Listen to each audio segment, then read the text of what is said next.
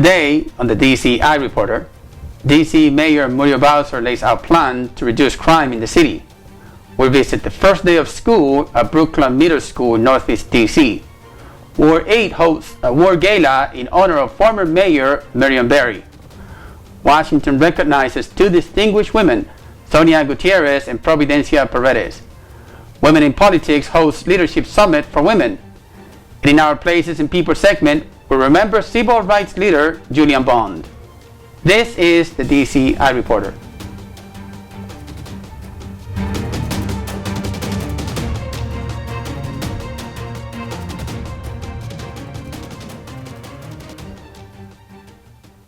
Welcome to the DCiReporter. My name is Franklin Garcia. You can watch us online at dctv.org or DCiReporter.com. You can also follow us on Twitter at DCiReporter. With an increase of nearly 40% from last year, DC's crime rate is on the rise. Recently, DC Mayor Marion Bowser held a press conference to outline how she intends to bring down crime in the city. On August 28th, DC Mayor Marion Bowser held a public safety press conference at Malcolm X Elementary School in Ward 8. Many of you will recall that during my State of the District address, I pledged, and I mean, that we will take concrete steps to make Black Lives Matter more than just a hashtag. At the public safety announcement, the mayor outlined her proposal to reduce crime in the city. We're not here to talk about arresting Black men, but how we can save their lives. I was here in Congress Park just last week after a minor conflict between children tragically led to an illegal gun being used to kill a mother and injure her child. We also know that there are a small number of repeat violent offenders who get out of jail and within a short period of time commit their next violent crime. There is no single reason or a single solution. Never has been and never will be. Paying lip service to these issues is not leadership. So my administration has taken a multifaceted approach to make the District of Columbia safer. As the mayor laid out her action plan, members of the Black Lives Matter that were present started to disrupt the press conference. Officers on the streets, especially in communities that have been hardest hit by crime. By using overtime, we have 182 more officers on the streets in the city's most vulnerable areas. Additionally, we have 235 officers working 12 hours. The mayor was booed when she said she was putting more police officers on the streets in neighborhoods where the increase in crime was more prevalent. If an individual is on parole probation for committing a violent crime, we should do all we can to make sure that they have no access to a gun. No access to a gun. And if we do find an illegal gun in their living quarters, then we need to be able to bring the full weight of the law to bear and send them back to jail. We continue to have a higher closure rate than most cities our size. Now we know that government can't heal a community alone.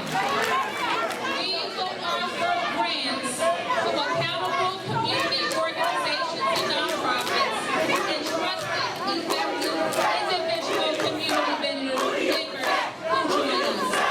These grants will be driven by our priorities and will be designed to strengthen each community's capacity. To have a lot of conversations, you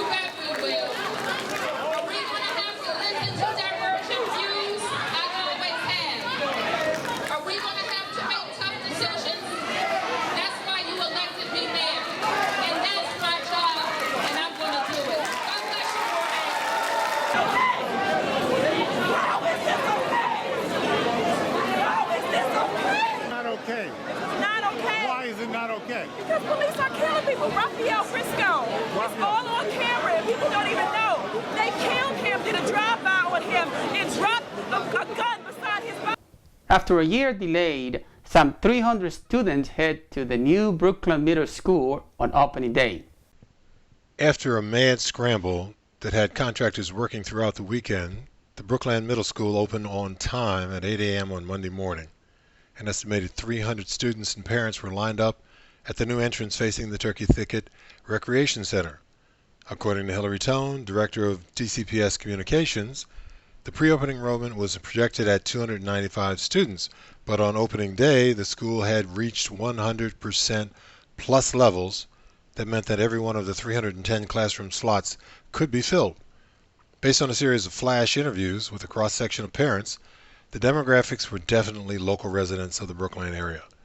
One parent actually transferred her son from St. Anthony's Catholic School to 12th and Monroe, short distance away, because the school was offering the popular Japanese animation pet game, Pet Anime, which has a loyal club following among American teenagers. The only strange sight was a lone white teenage girl who stood stoically in line with her African-American peers, as if in a Norman Rockwell painting from the Little Rock integration days of the mid-1950s. She awkwardly focused on her cell phone and waited to check her phone under the domineering ears of Principal Nora Licknell. Although the Brookland Middle School was a year late, the design-build team from Skanska Construction exceeded the 50% Certified Business Enterprise utilization goal by over 5% of the $55 million that the Department of General Services budgeted for the school. The Ward 8 Democrats honor former D.C. Mayor Marion Barry with an awards gala in his name. They also honor Washingtonians at the gala held at the Arc Recreation Center in Ward 8. On August 20th, the Ward 8 Democrats hosted a Legend and Leadership Awards Gala, honoring former Mayor Marion Barry Jr. The Mayor for Life, as was known, was honored for his lifelong commitment to civil rights and public service. The first gala honoring Marion Barry was held at the Arc, which was transformed into a starry night with an elegant ambiance. The inaugural gala was hosted by Sam Ford, news anchored for WJLA Channel 7, and led by Natalie Williams, the president of Ward 8 Democrats. The keynote speaker was Anita Bonds, at-large DC council member and chair of the DC Democratic State Committee. You have faithfully engaged residents annually. Your Kwanzaa celebration, voter registration drives, issue forums, straw poll and candidate forums, get out the vote efforts, including billboards. No other part of the city has ever exhibited billboards during your campaigns. You've done that. You have done that. And most recently, you've been extremely active with your early voting activities. If any organization has exercised the political arm in the District of Columbia, it is the Ward 8 Democrats. And you are applauded by all of us Democrats across the city for the outstanding energy that you show in the politics of the District of Columbia. Hello, my name is Jasmine Jones. I am Miss Idaho, United States. I'm very happy to be here to celebrate the legacy of Mayor Marion Barry. I am originally from the District of Columbia. It makes me very proud to be here and to represent. Coming very far from the beautiful state of Idaho, I'm very proud to represent the great people there here and to support his fantastic legacy. The successful gala was attended by elected officials, members of the current administration, and other community leaders. It's a pleasure to work for the Muriel Bowser administration, and in this capacity as interim director, I have the honor of serving the residents of Ward 8 through arts programming from the city. We are particularly looking forward to a great opportunity to work with the Deputy Mayor for Greater Economic Opportunity to build from her vision of vision tours throughout the ward, but a mural for Ward 8 residents to really envision, to express their vision for how they see the future of their ward and their participation in it. And that project is coming up in the early fall as one thing that we are working on very excitedly with the community. The nominees are Anthony Mohammed, Trayon White Sr., Leonard Watson Sr., Stan Jackson, Arrington Dixon, and Philip Pinnell. And the winner to the Democratic Man of the Year awardee, Mr. Trayon White.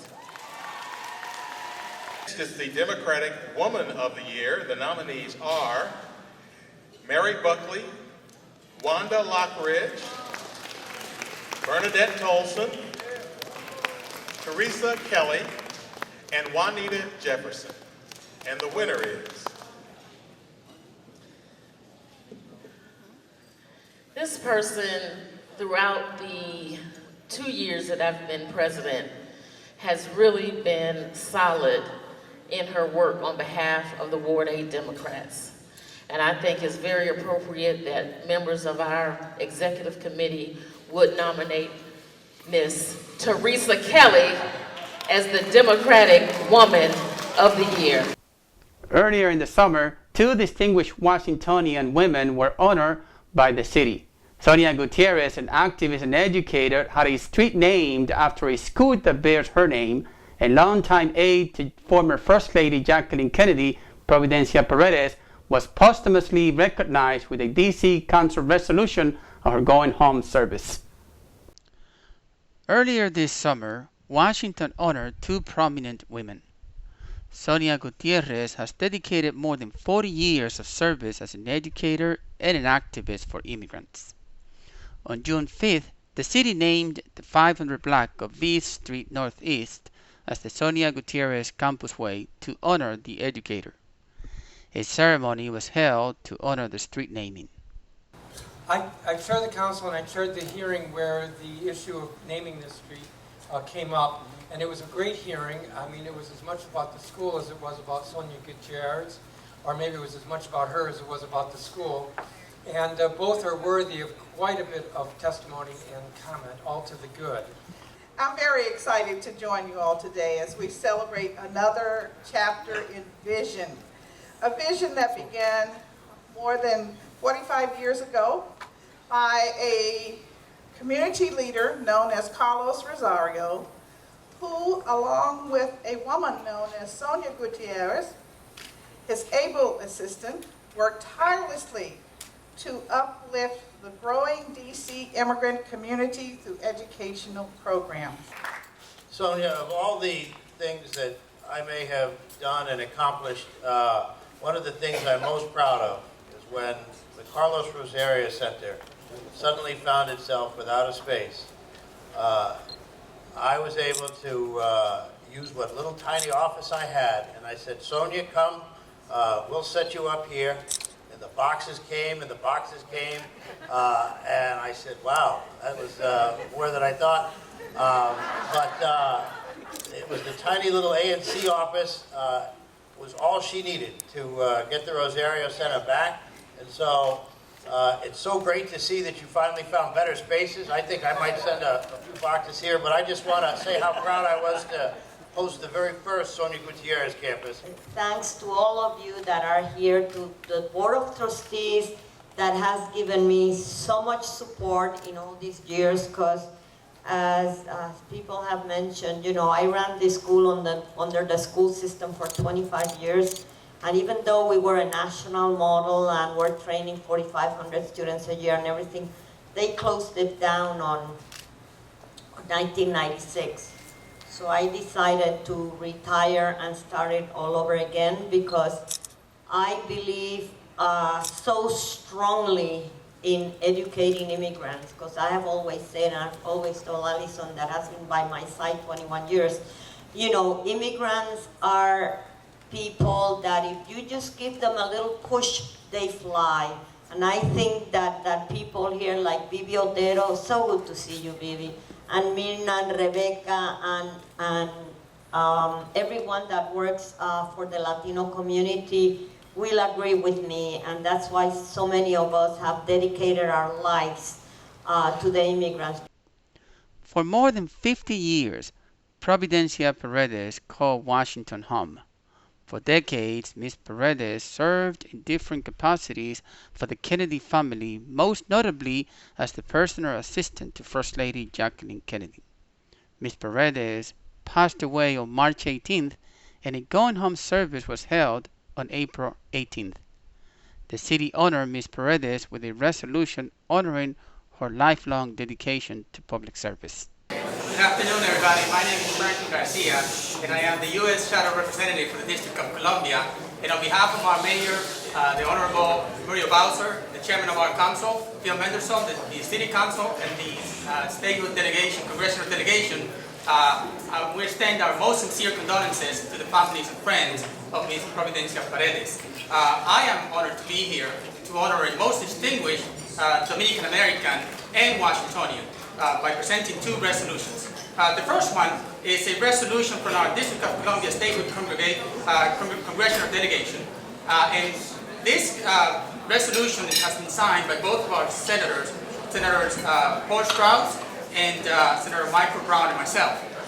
This is the first kind of resolution like this that the Congressional Delegation has done.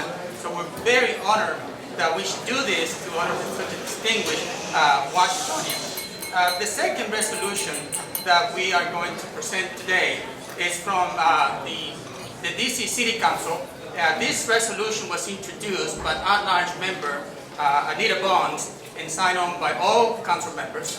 And the official ceremony or resolution will take place next Tuesday at a public hearing. And so everybody obviously is working to attend. We will be filming it and distributing it through our networks for everybody to continue to celebrate the life of Ms. Providencia Paredes. I'm going to have our Legislative Council come up, Ms. Theodora Brown, and read our resolution. Thank you, Theo. Good afternoon, everyone. Good afternoon. Council of the District of Columbia, resolution presented by Councilmember Anita Bond. Providencia Paredes Recognition Resolution of 2015. Let me say, first of all, I think if we can imagine Provi right now, I think she'd be saying, Gustavo, did I have to go all the way to heaven to get you to church?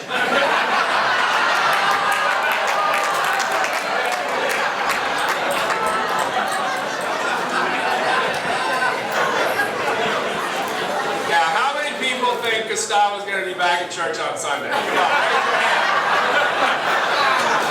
raise your hand. You got to grow up now, man.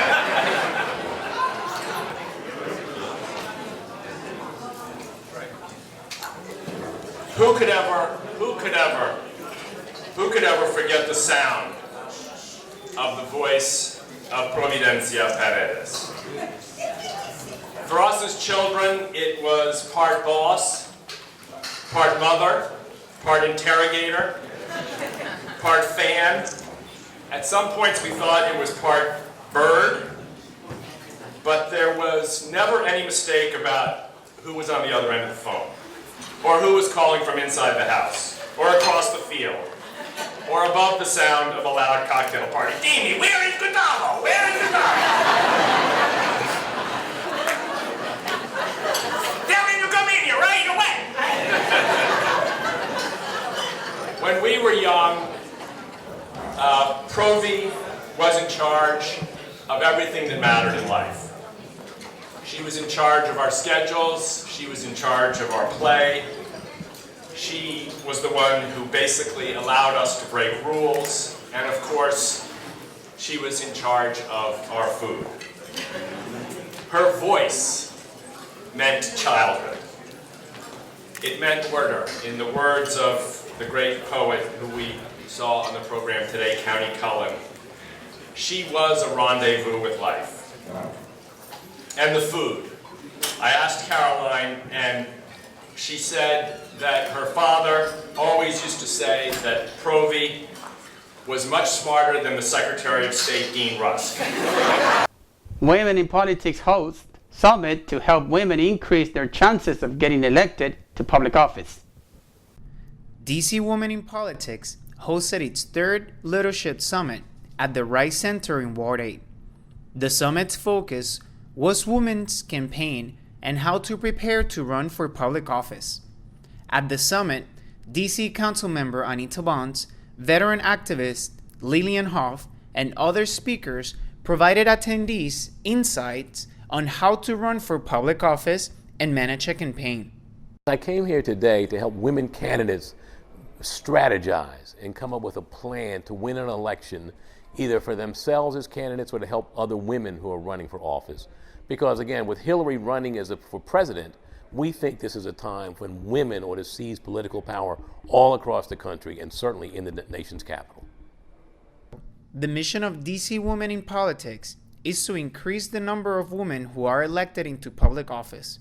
Some of the main topics covered included funding campaigns. For small donors who contribute up to $175, they get a 6-to-1 match.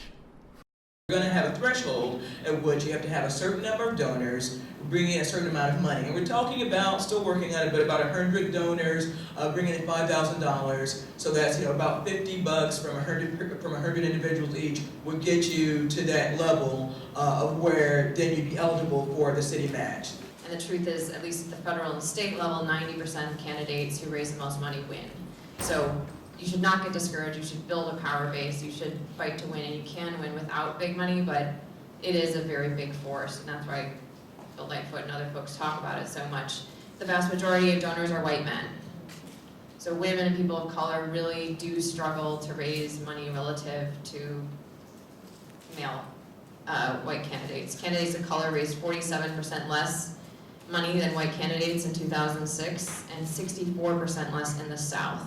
So again, we're seeing this country's legacy of racism reflected in how people are able to be represented by people that look like them and reflect their values and needs, whether they're women or people of color. And once women actually get the party to pay attention and they are out there, they've got access to the networks, they do win. A successful media strategy and ways to run an effective campaign. The press cares if it's true, and we're going to drill for the truth. And you can't get upset when we do our jobs. So if you're good at spin, you can make us buy the perception. There are plenty who are good at spin. But you have to understand, my message hasn't changed too much. You have to believe your own message, drive home your own message. Know that there's a counter message out there. Know that likely the press will come in the midst of some sort of firestorm before they come because you sent a nice press release about something you believe in. It's just too much going on. Newsrooms have been cut back incredibly. And so there's a lot going on with little staff to do anything, and chasing the big candidate becomes what it has to be. If I'm a newsroom that has political staff that has gone from maybe 12 reporters to now only 3 or 4 reporters, I obviously can't be with everything in every ward, in every way. Some have got to cover the national campaign, some have got to stay with Congress, and then some are looking at what's happening locally. It's just where we are in our newsrooms today.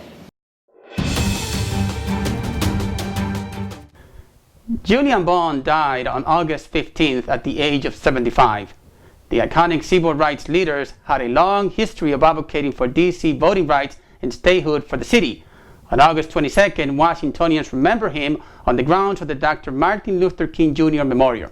I'm Kimberly Perry with DC Vote, and we're here today at the Tidal Basin in front of the symbolic MLK Memorial, paying tribute to Mr. Julian Bond, who we unfortunately lost last Saturday at the age of 75.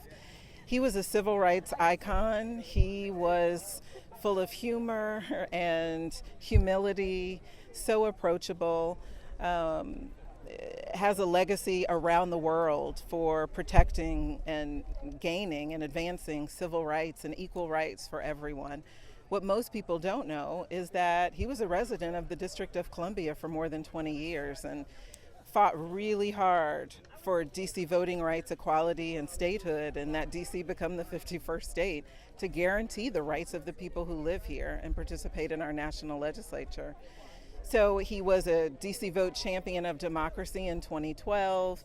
He lent his name and his image and his celebrity to a recent public service announcement where in the back of every taxi cab in the city, he shared with visitors we were second-class citizens and that they could get on board and help us.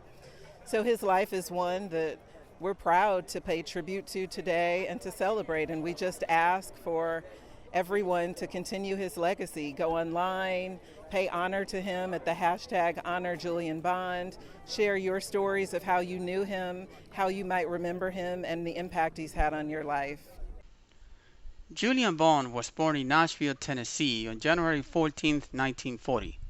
While a student at Morehouse College, he helped establish the Student Nonviolent Coordinating Committee. He would later go on to serve 4 terms in the Georgia House of Representatives and 6 terms at the Georgia State Senate. From 1998 to 2010, he was chairman of the National Association for the Advancement of Colored People, the NAACP. For some time, Mr. Bond lived in Washington, D.C. and was also a frequent visitor to Washington where he spoke at events. One thing we don't think about, I think, at least don't think about it enough, is that in the early 50s, middle 50s, late 50s, there was this great purge of progressives from the NAACP, from the Civil Rights Movement, from academia, people who were to the left of center, found it hard to get a job. And what that meant is that the progressive movement didn't talk as much about Marx or the economy as they could have or should have, and instead talked about the Sermon on the Mount. Now that's great to talk about the Sermon on the Mount, but if you're not talking about the money and who controls it, you're not really serious. And we haven't been serious about this from that day to Mr. Bond died on January 15th, and on August 22nd, Washingtonians remember him at a public gathering by the Dr. Martin Luther King Jr. Memorial. Many who knew Mr. Bond in the city came to pay tribute to him. Ron Carver. In 1964, I graduated high school and the next day went down to Atlanta. Was fortunate to work that entire summer as an assistant to Julian Bond in the communications department. And then in September, I went on to work with SNCC in Mississippi for a year before I went on to college. And I'm fortunate to have continued to work with Julian on different labor, human rights projects and documentary films. Saw him last on May Day of this year. Like everyone else, I'm just devastated. He wasn't just an icon, he was a wonderful human being. The last 25 years of his life, he was a proud resident of the District of Columbia, and statehood was at the top of his agenda. You know what? I think what we should recognize, he was this eloquent voice for statehood. He had a way of simplifying what some people think is a complicated issue. And the bottom line is he could break it down so that people in Peoria, people in Vegas, people around the country could understand why statehood was important. And reality is that we've got to honor Julian by keeping that voice alive.